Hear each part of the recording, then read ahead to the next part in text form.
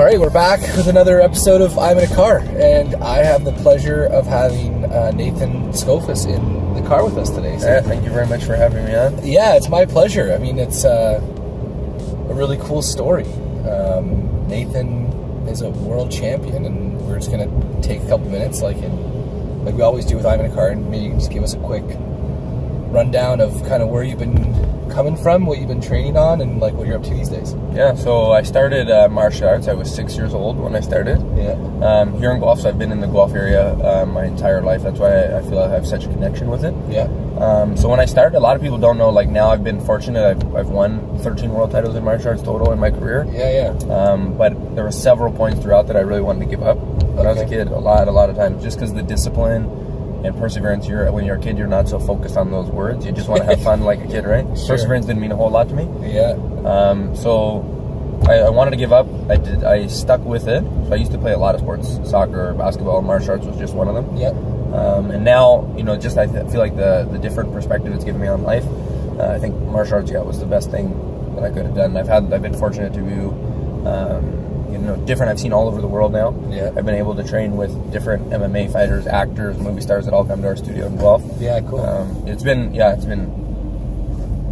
very humbled by all the stuff I've been able to do through martial arts now. Awesome. So, give us a quick little rundown on that studio you just referenced. What are you up to now?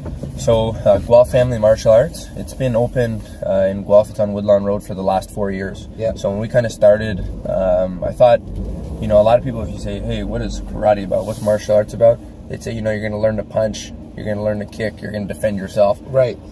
Common thing. A lot of people view it as a combat, which, definitely it develops you physically. But I think the main thing that I learned, and I thought, martial arts training would just have a positive impact on the community here. Right.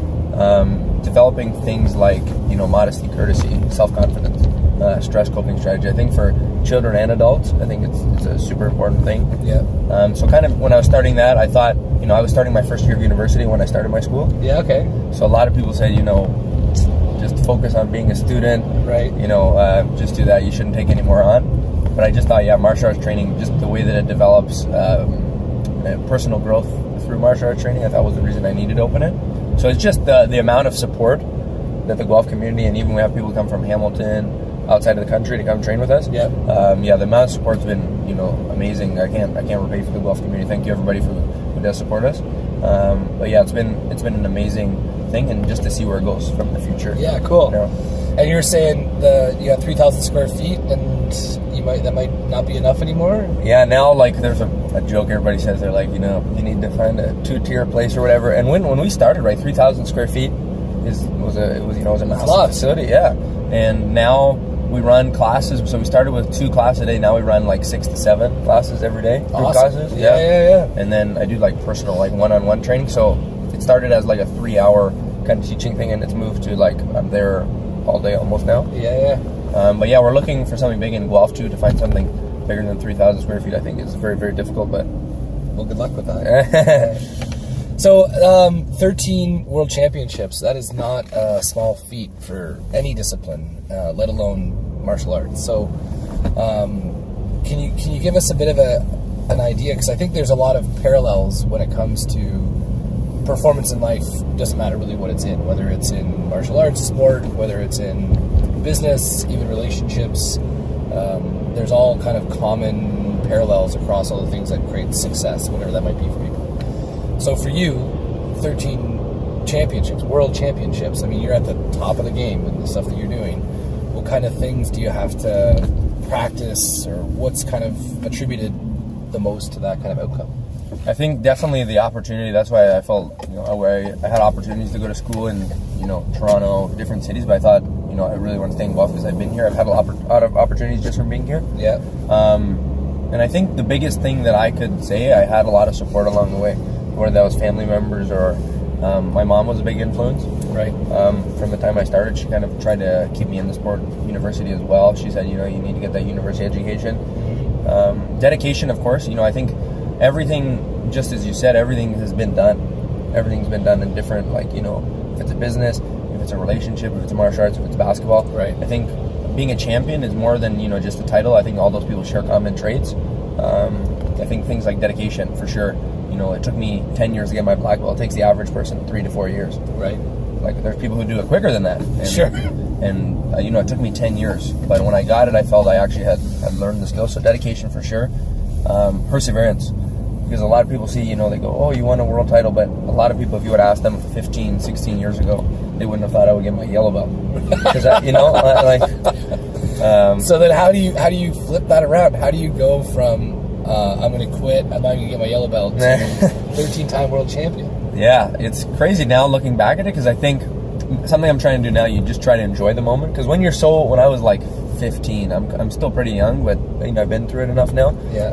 That you're so focused on the end goal that you don't appreciate the stops along the way. Right. So now I'm kind of trying to look around, and appreciate it. But yeah, and I remember this is a true story. I was training in London, Ontario, with this school is really good. We went as a team from Guelph. We went down, and I was sparring. I was working out with some of the guys on the team, and I wasn't good, but I thought I was okay. Right? You're a kid, and the one instructor said to my instructor, to my parents, you need to take your son out of sparring, which was the fighting side of martial arts. He'll never be good. He's never going to reach his goal. You're just wasting your time. Okay. So as a kid, somebody told me that, and I obviously took it hard. I wasn't as resilient as I am now. Now, kind of, you got to be bulletproof. There's a lot of people that, you're never going to make everyone happy, but you got to let it bounce off. Sure. At the time, though, I could have, given up that negative comment, but I tried to use it as, fuel to the fire, use it as motivation to reach my goal. Yeah. And then when I won my first Canadian title, she was actually there. The person that said it. She's in the chairs, and I fought. At 13 years old, I was almost the same size I am now, just a little bit smaller. Yeah. People used to say it's not fair for you to fight kids your own age. Right. People were just trying to find something. They said, you're clearly going to win. You're too big. You're too this. So I said, okay, I'm going to fight as an adult. So I'm going to fight 30-year-old, 35-year-old guys. When you're 15. When I'm 13, 15, yeah. Wow. And so people said, you're going to get hurt. It's not a good choice. So I entered the tournament, and I won the first few matches, and then I draw in the final. This really world champion. So when I was training, I trained with this guy. This would have been early on when I was picking a program to go with, and he beat me an hour. I didn't hit him. Beat me the worst someone has ever beat me. And then I draw him in the final match a few years later. Crazy. So I would tell people, I'd be like, this is who I'm fighting in the final. They'd be like, oh. They just say, oh. They wouldn't even say good luck. They'd be like, oh man. So we fought, and I won. I beat him, and people were shocked, a kid. And I remember the promoter came up to me and said, don't tell people your real age, because we'll both get in trouble about this. This shouldn't happen. And then kind of from there, so his wife was there, and she said, do you remember who this was? And she goes, no, I don't remember. And then he told her, and she goes, oh my gosh. And, I think at the time, that's one thing, if I said I was ever going to teach anyone, try to be positive, because I think there's enough negative influences. For her to say that to me, I think if she said that to 999 other kids, right, it could have caused them to quit. Yeah. So I feel that was definitely hard on me, but it pushed me to kind of. So what kind of things were you doing that made it so that as a 13-year-old you could beat a world champion adult? Yeah, I was pretty big, by size wise, and I think people perceived me that I was older just based on that. I used to train though with adults all the time, so I would spar with adults, and they wouldn't take it easy on me, because I won my first world title, and I was 12, 13 years old, so they would take it hard, because they're like, oh, you're a world champ, so they would really come at you. And having obviously an older brother and instructors that didn't take it easy on you, kind of set me up for that. I feel like though, the self-confidence that I had in myself through martial arts training, and even if I was to lose, people say, what happens if you go to the Olympics or you go to the UFC and you lose? I have other things outside of competing. My life doesn't rely on it. Right. It's just one thing. You're either going to win that tournament or you're going to learn from it. I don't think you failed. Cool. Well, that's a big lesson, I think, for a lot of people kind of overlook. Yeah. In terms of how they experience failure. So, I think you kind of, you breezed by that idea, but that's pretty significant. You go to a tournament, you either win it or you learn something. It's never really a failure. That's cool. Yeah. So you had a chance to train with George St. Pierre. Yeah, George St. Pierre. So right after the Quebec Open, Hayabusa, which is the biggest sponsor in martial arts, contacted me after my first year as competing as an adult. Right. And I was part of the professional karate team for Hayabusa. So after the Quebec Open, we went to TriStar and we trained with George St. Pierre. Rory McDonald was there, Faraz Sahabi, which is their head coach. So it was definitely a wild experience, because when I was a kid with my friends, I used to play video games with George St. Pierre or Stephen Wonderboy Thompson, just these different martial artists that I've had the opportunity to meet now, and different Olympians, actors. It's been crazy.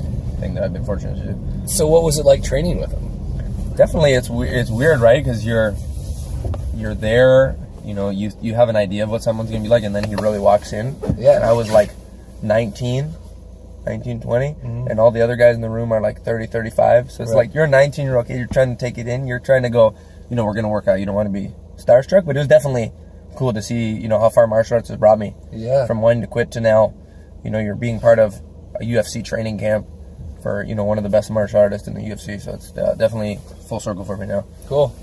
And so what was the actual training like? Was it harder than what you normally do? Or was it like, I kind of do this all the time? I train hard like all the time. That's one thing. A lot of people come and work out with me and they go, man, you really work out hard. Because I think natural talent, I never had natural talent. I couldn't touch, like, so my brother did martial arts too. This is actually this is a true story. And they take a photo of you when you're starting. So mine was like my hands up or like a punch or something, a white belt. Yeah. And his was a full splits. And then my everyone's like, man, your brother's gonna be good. You always was like your brother. Yeah. Nobody ever said about me. And yeah, the training I do is really physically demanding in my own studio. Like I train myself hard. A lot of people I think weren't prepared for the training we did, but I was. We were doing like 3-a-day workouts before we got to TriStar, because we went would have been the last part of the week there. So we trained just as our team first. Right. So we're doing like 2 or 3 workouts a day for 2 or 3 hours. So a lot of guys when they got there were like, they were on empty. Yeah, they had nothing left. So it was definitely tiring ahead of getting there. Yeah. And then when we got there, you know, sparring with people, and you just think it's a normal guy, and you spar with them, and then after they go, yeah, I'm a UFC light heavyweight, and you're like, oh, all right. And I was, you know, like 19, but yeah. Crazy.